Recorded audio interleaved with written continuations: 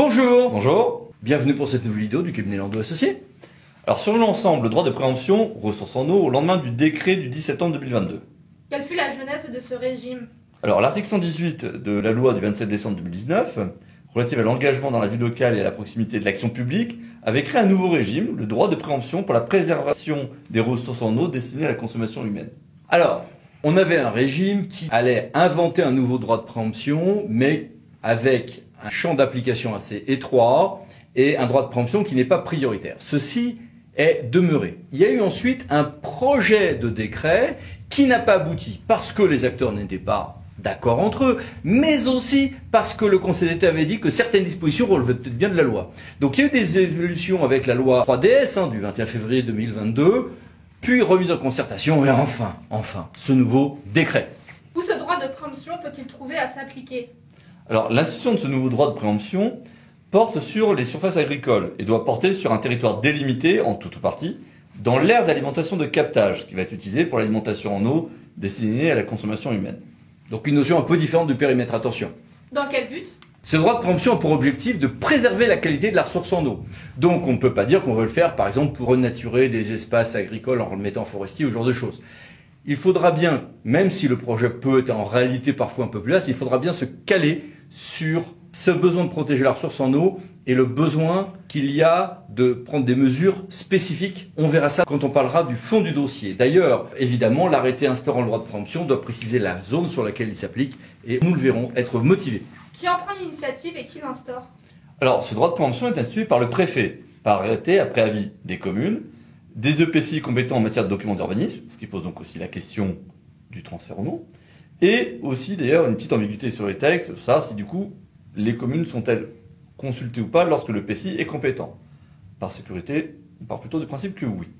Et également l'avis des chambres d'agriculture et des SAFER. Mais ce n'est pas le préfet qui a l'initiative. L'initiative doit bien revenir aux communes ou groupements compétents pour la préservation de la ressource en eau. Ça veut dire que par exemple, si j'ai une communauté qui a la compétence alimentation en eau potable, mais qui a subdélégué une fraction de cette compétence, en respectant les règles du L22-24-7, eh bien, ça sera celui qui aura la compétence pour la part préservation de la ressource en eau qui pourra engager cette procédure. Mais bien petit cycle, pas grand cycle.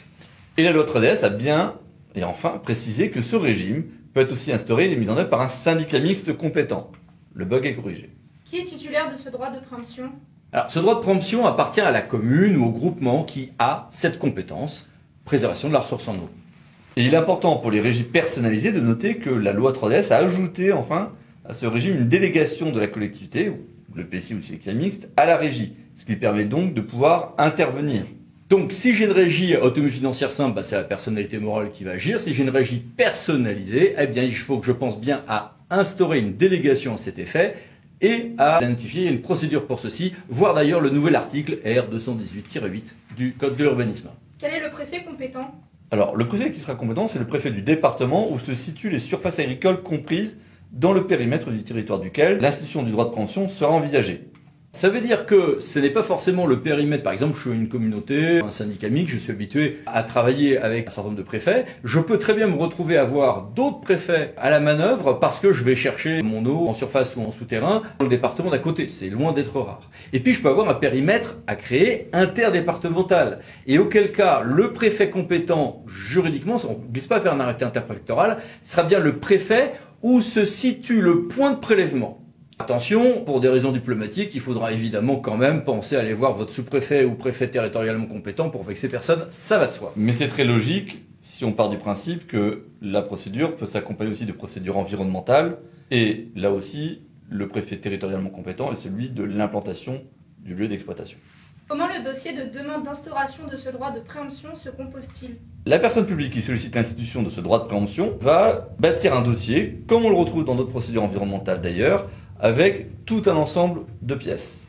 Il y a une délibération, d'accord, un plan qui présente le périmètre, d'accord, une étude hydrogéologique, bien sûr, sur l'aire d'alimentation des captages, là aussi on est sur autre chose que le périmètre de protection, une note qui présente le territoire, ses pratiques agricoles, les actions mises en œuvre, le bilan, donc là quelque chose d'assez costaud, et ça pourrait faire un peu doublon, mais un argumentaire à part, la frontière entre ce qu'il y a à mettre dans le point 4 et le point 5 que voici ici, pourrait être évidemment débattue. Et si ce dossier n'est pas complet? Alors si le dossier n'est pas complet, eh bien, le préfet va inviter le demandeur à compléter le dossier ou le régulariser dans un délai qu'il fixe. Ce délai doit être raisonnable et qui ne saurait excéder le délai de 6 mois qui est globalement imparti au préfet pour statuer sur cette demande. À défaut, eh bien, la demande est rejetée, ça va de soi. Mais attention, le délai de 6 mois imparti au préfet pour statuer sur une demande est suspendu à compter de la réception par le demandeur de la demande de communication. Donc on peut tomber dans le piège qu'on connaît déjà dans d'autres procédures aussi, où les délais en fait peuvent se prolonger par la demande de transmission de compléments. Ce qui n'est pas à confondre avec la phase de mise en œuvre de la préemption, où là on n'a pas du tout ce phénomène dans les demandes de pièces complémentaires, et comme classiquement en urbanisme, on peut se retrouver quelques pièges. Quelles sont les consultations qui s'imposent alors? Le droit de préemption est institué par le préfet, mais avec toute une liste d'avis. Et attention à bien prendre la partie réglementaire du code et pas uniquement la partie législative, parce que la partie réglementaire a complété ceci. Il y a consultation des communes concernées par toute ou partie du territoire. Donc attention, on peut se retrouver avec des tout petits bouts qui vont sur la commune d'à côté, il ne faut pas les oublier. Les chambres départementales et régionales concernées, SAFER, Conseil départemental de l'environnement et des risques sanitaires et technologiques, concernés par le projet de périmètre, les commissions locales de l'eau, logique, les bénéficiaires publics existants de droits de préemption, donc antérieurs, et les collectivités concernées. Et même si les syndicats mixtes ou les EPCI ne sont pas des collectivités, il sera prudent, s'ils ont les compétences correspondantes, de les inclure dans cette liste. Alors attention, à chaque fois, c'est concerné, surtout toute partie du territoire. Quid d'un périmètre de protection, mais en ayant des nappes qui, elles, dépassent le périmètre de protection. L'air, le périmètre va instaurer la préemption, mais avec des nappes en dessous qui, elles, dépassent un peu. Quid des ruissellements qui conduisent à des cours d'eau si on a un pompage, par exemple, de surface. Donc attention à prendre bien une définition large tant que le juge ne nous a pas défini tout ceci.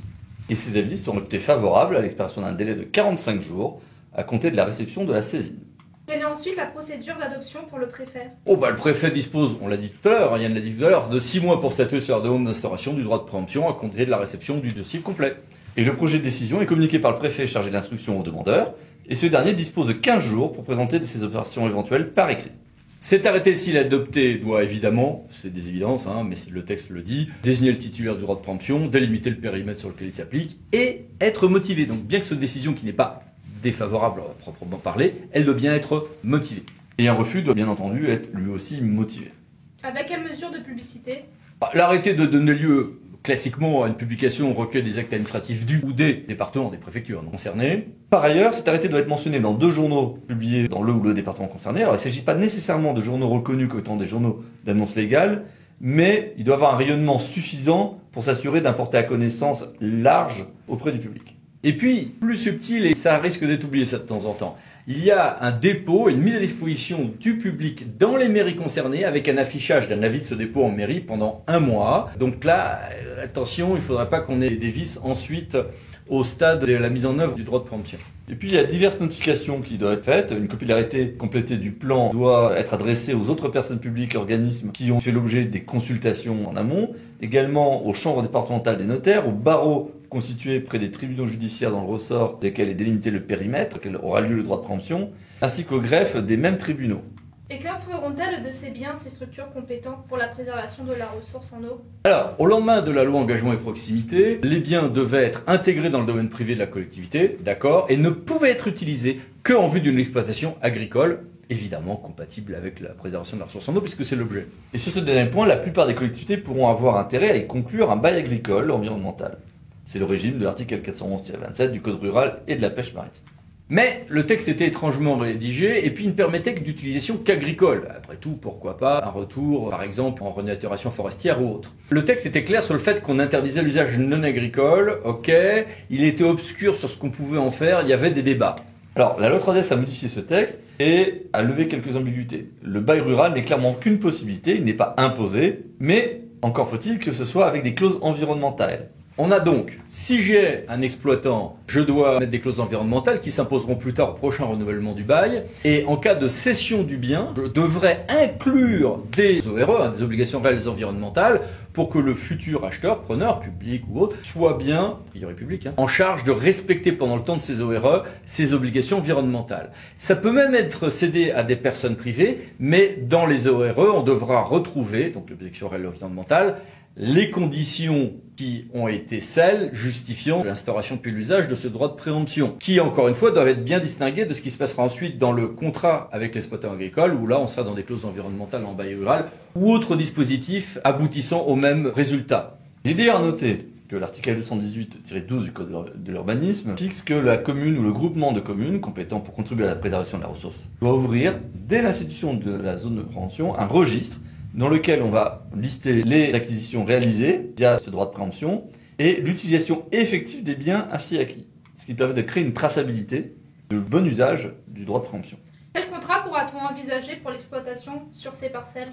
Alors, naturellement, les biens acquis devront donner lieu à des baux ruraux, on l'a dit, ou être concédés temporairement à des personnes publiques ou privées. Donc, si j'ai un bail rural existant, comme vous le savez, il est très difficile de sortir d'un bail rural existant, mais je pourrais imposer des clauses environnementales au pire au prochain renouvellement. Mais si, par exemple, j'ai pas de bail rural dessus, je peux très bien, moi, l'appliquer moi-même, et un certain nombre de choses sont prévues sur ce point. Ce qui est surtout prévu, c'est que si je le concède temporairement à des personnes, publiques ou privées, j'aurai un cahier des charges qui imposera les mesures nécessaires à la préservation de la ressource en eau, etc., qui devraient être annexés à tous les actes de vente, location ou autres concessions temporaires.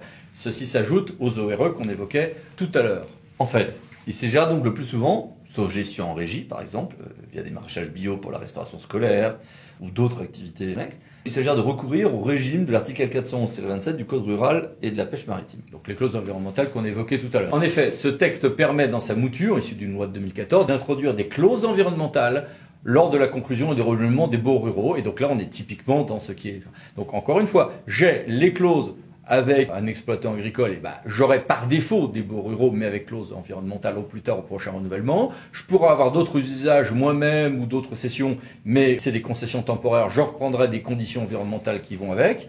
Et si je cède le bien, grevé ou pas, d'un bail rural, eh bien là j'aurai des ORE. Le tout est à peu près clair et stabilisé depuis la loi 3DS. Cela dit, il ne s'agira pas de faire n'importe quel contrat sur mesure. Les baux du domaine privé de l'État, des collectivités territoriales, de leurs groupements, ainsi que des établissements publics en général, lorsqu'ils portent sur des biens ruraux, sont soumis au statut de fermage. C'est encore un autre régime qui est prévu par l'article 415-11 du Code rural et de la pêche maritime. D'ailleurs, rappelons que la Cour de cassation en 2013 a bien censuré ceux qui essayaient de sortir du régime des baux ruraux en ajoutant, plus ou moins artificiellement, des clauses permettant de faire glisser le contrat vers le droit public. Une clause exorbitante du droit commun ou d'exécution directe du service public, normalement, fait basculer un contrat de droit privé vers le droit public. Oui, mais pas dans des régimes extrêmement spécifiques. Ça avait déjà été jugé pour les baux d'habitation, c'était jugé aussi donc pour les baux ruraux. Peut-être, sauf cas particulier, le juge peut nous faire peut-être encore quelques ajustements, peut-être. Surtout, s'imposera un régime d'appel à candidature en cas de mise à bail ou de cession du bien, avec donc des clauses environnementales ou des ORE, justement, en la matière. Et là, regardez donc les articles R218-19 et suivants jusqu'à -21 qui viennent de ce décret et qui mettent en place, si le bien n'est pas aujourd'hui occupé par exemple, le plus souvent ce sera un exploitant agricole par un bail rural, et donc en sous-hypothèse fermage. Si on n'est pas dans cette hypothèse-là, eh bien, qui veut jouer avec moi, qui veut utiliser de manière agricole ce terrain, mais à telle et telle condition environnementale que j'inclurai en général par mes clauses environnementales dans mon bail rural, eh bien là, il y a un système d'appel à manifestation d'intérêt qui est prévu par ce régime. Le terme du code étant l'appel à candidature. Et si une parcelle se trouve à l'intérieur de plusieurs aires d'alimentation en eau potable ? Alors, si une parcelle est à l'intérieur de plusieurs heures d'alimentation, eh bien, un ordre de priorité sera fixé par le préfet. Le droit de préemption prime-t-il sur les autres ? Non, au contraire. La nouvelle loi dispose que les droits de préemption sont classifiés. Il y a des droits de préemption prioritaires, notamment ceux des articles L211.1, L212.2, L215.1 et L215.2, notamment donc les droits de préemption des SAFER qui priment sur les droits de préemption organisés pour les prélèvements. Quelles sont les aliénations soumises à ce nouveau droit de préemption ? Alors, ce nouveau droit de préemption est moins vaste que celui des SAFER. Il est limité aux aliénations. Alors, les aliénations pour les SAFER, les droits de préemption des SAFER, s'appliquent à un certain nombre de ventes qui sont prévues par l'article L143-1 du Code rural et de la pêche maritime. Nous, dans notre régime à nous, donc celui sur la préservation de la ressource en eau, on n'a que certains alinéas de cet article, 1er, 2e, 5e, 6e, 7e alinéa, ce qui conduit à toute une liste. De quoi s'agit-il ? Voici ici la liste qui s'affiche. Si j'ai une vente immobilière de biens à usage agricole ou de biens mobiliers attachés ou de bâtiments d'habitation mais qui font partie de l'exploitation ou même de certaines friches, c'est bon. Oui, mais pas pour des friches qui sont dans le cadre de la PAC, pas pour certains biens qui sont utilisés pour l'exploitation de cultures marines. Il y a même certains cas où on peut se poser des questions. On a essayé de tout résumer ici. Ce champ d'action sera-t-il efficace? Malheureusement, on peut en douter, car les cessions de biens se font de plus en plus par des cessions de parts de SCI ou d'autres titres de société. Ce qui fait qu'il n'y a pas toujours le transfert traditionnel du titre de propriété d'une personne A à une personne B. Ce qui fait qu'on va sortir dans nombre de transactions hors du champ d'application des droits de préemption. Pourra-t-on envisager une préemption partielle? Alors oui, le droit de préemption peut s'exercer pour acquérir la fraction d'une unité foncière comprise à l'intérieur d'une zone de préemption. Mais de manière tout aussi classique, le droit a prévu, à quelques dispositions spécifiques, que le propriétaire peut dire, écoute, tu veux me préempter qu'une partie, ok, je suis d'accord, mais si je suis pas d'accord, du coup, tu prends le tout. Il y a un régime, voire l'article R218-7 nouveau du Code de l'urbanisme là-dessus, pour l'hypothèse où le vendeur n'accepte pas le caractère partiel de cette préemption. Quelles sont les étapes de cette procédure? Alors, il y aura d'abord une déclaration préalable, c'est la déclaration d'intention d'aliéner. Classique, on vous a mis ici des détails, puis l'instruction avec les régimes de décision implicite et, comme assez classiquement en urbanisme, des pièces complémentaires qui permettent ou pas de suspendre les délais pour l'autorité administrative qui instruit. Attention sur ce point. Et puis évidemment, la décision, entre proprement parler. Là aussi, voir quelques détails qui s'affichent parce que sinon cette vidéo sera encore plus longue. Et puis, il y a évidemment la question du prix où classiquement, on va reprendre au prix qui est fixé, mais si on n'est pas d'accord, alors un procédure se met en place. Et puis, il y a un cas évidemment particulier pour les ventes par adjudication, lorsque celle-ci est imposée en droit, pas lorsque c'est un choix libre. Et donc là, R218, 13 et 14, nouveau du code, bien sûr, à regarder. Ceci est-il à intégrer dans le rapport annuel sur le prix et la qualité du service public d'eau potable destiné notamment à l'information des usagers? Alors oui, le rapport qui est prévu par l'article 2224-5 du RPQS doit intégrer effectivement le plan d'action visant à contribuer au maintien ou à l'amélioration de la qualité de la ressource utilisée pour la production d'eau destinée à la consommation humaine, qui lui-même devra donc intégrer l'usage de ce droit de préemption le cas échéant. C'est prévu notamment aux articles R2224-5-4 et suivants du CGC. Bon, donc là on a un jeu de poupée russe. J'ai des éléments sur la préemption avec toute une série de détails qui sont à mettre dans un rapport sur la préemption, qui sont à mettre dans un rapport sur le plan d'action de la ressource, qui lui-même est effectivement dans le rapport annuel sur le prix et la qualité de l'eau. Bon, c'est joueur. Au total, ce régime est relativement modeste. Et de toute manière, les terres qui sont à la fois agricoles et dans les aires de protection sembleraient être de l'ordre de 8% du territoire, mais seuls très peu de ces pourcentages donneront lieu à une mise en œuvre. Ceci dit, cela, va dans le sens de toute manière de partenariats de plus en plus poussés avec le monde agricole sur des clauses environnementales, des heureux, etc. Différents dispositifs dans les périmètres que l'on veut protéger dans les aires de captage. Deuxième chose, on a un texte qui est un texte de compromis. Il s'agissait notamment de ne surtout pas surclasser les droits des SAFER dans l'exercice de leur mission. Est-ce que ce texte va évoluer dans les années à venir? C'est le pari d'un certain nombre d'acteurs dans le monde des deux cycles de l'eau. Voilà. À bientôt pour d'autres vidéos du cabinet Landau Associés. Merci. Merci, à bientôt.